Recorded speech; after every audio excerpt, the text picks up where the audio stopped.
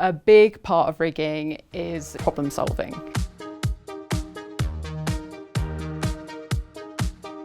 Hi, I'm Ruthie and I'm the lead character rigger at TT Games. A few projects that I've worked on are LEGO The Incredibles and LEGO The NINJAGO movie video game. I've also worked in film as well, so I've worked on Avatar: Way of the Water and Avengers Endgame. Rigging is a really niche area and even people in the games industry don't know what it is. And it's a part of the character creation process. So we start by, someone else, so character art generally, create the character and they create how it looks. And then rigging, so that's me, we go in and we actually create skeletons for the character and we attach their skin to the bones that we've created so that they can move, and then we put on controls and then we pass that onto animation, and animation use the controls to actually move the character.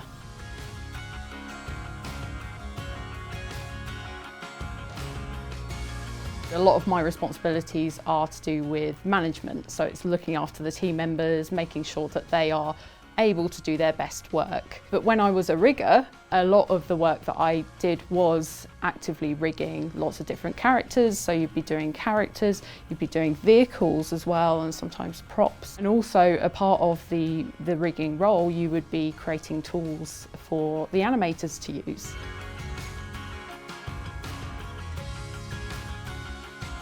Big key skill is problem solving.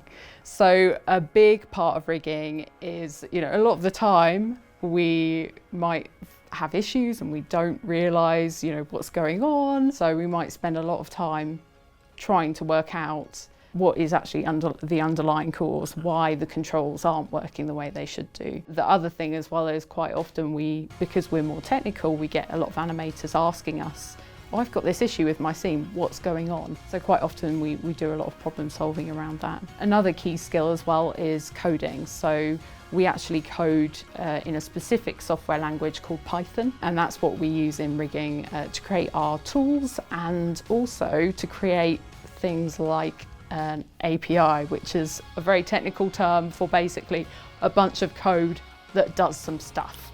So quite often we will create our controls and perhaps even create our bones through code rather than doing it manually.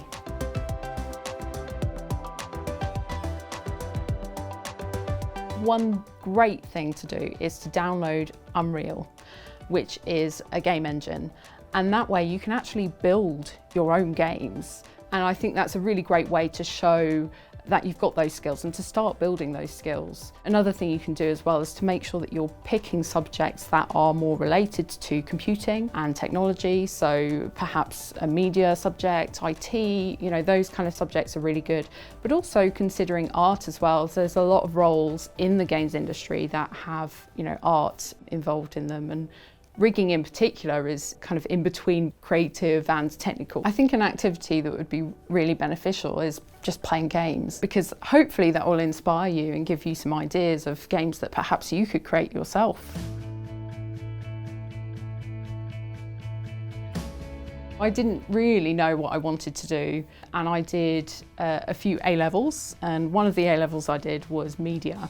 I really loved it. I had really supportive teachers that really encouraged me, and I realised that that was what I wanted to go into. So I started to look at universities or media related degrees, and one university had an animation section to the media degree, and I realised that actually I was more interested in animation, and I actually ended up doing computer animation and visual effects at university. But I think another thing that inspired me as well was I was playing Batman Arkham Asylum with my dad at the time. Just watching it, I was like, I'd love to be able to do something that does that, because it's just so cool.